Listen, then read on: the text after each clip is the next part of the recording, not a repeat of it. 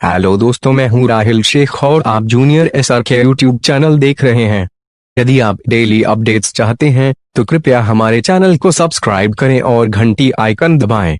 दोस्तों, आज मैंने सफलता की कहानी पर वीडियो बनाया है। यह अलग वीडियो है क्योंकि आमतौर पर मैं शाहरुख खान पर वीडियो बनाता हूं। मुझे उम्मीद है कि आप इसे पसंद करेंगे।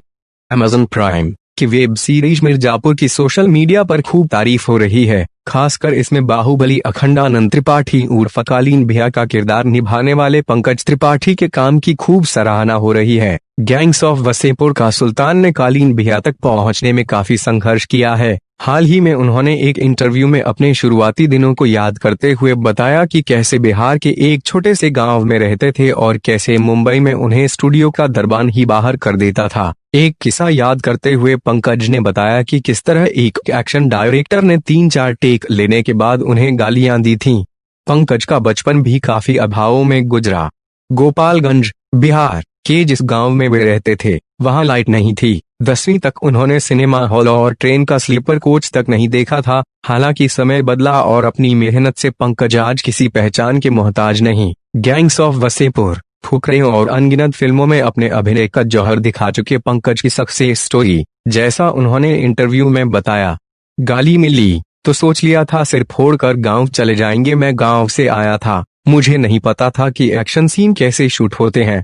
जब 3 से 4 टेक हो गए तो एक्शन डायरेक्टर ने अपने असिस्टेंट से कहा किसे गाली देते हुए पकड़ लाए हो। गाली सुनकर मेरा मूड खराब हो गया, गुस्सा बहुत आया। तभी एक सीनियर एक्टर मिले, बोले क्या हुआ। मैंने बताया कि मुझे गाली दी, मैं इसका सिर फोड़कर गांव चला जाऊंगा, नहीं करनी एक्टिंग। फिर उन्होंने समझाया इन गालियों को इकट्ठा करो और अपने काम पर फोकस करो, एक दिन यही आएंगे और सर बोलेंगे। वही हुआ। 8 साल बाद एक फिल्म की स्क्रीनिंग में वही व्यक्ति आया और बोला वाह सर, क्या काम किया है। शुरुआती दिनों में ज्यादातर ऑडिशन के बाद मुझे एक ही जवाब मिलता था, नॉट फिट। इसकी इतनी आदत हो गई थी कि लगता था किसी दिन बीवी दरवाजा खोले और न कह दे नॉट फिट। अखबार का किस्सा है, गैंग्स ऑफ वसेपुर रिलीज हो चुकी थी। उसी बीच मेरी माँ बीमार थी और मैं मुंबई में था। रात को 1 बजे फोन कर रहा था, कहाँ इलाज हो रहा है।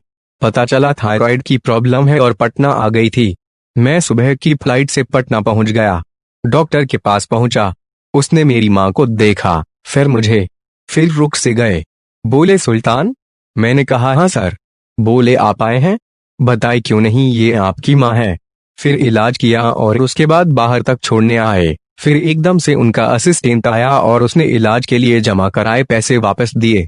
ये जब मेरे बाबूजी को पता चला तो उन्होंने गांव में सबको बताया। मेरे लड़के को देखकर डॉक्टर ने इलाज का पैसा लौटा दिया।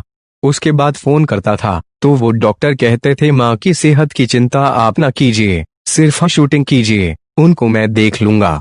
तो पंकज त्रिपाठी की सफलता की कहानी कैसी थी और कहानी का मोरल क्या था, हमें कमेंट में कहें।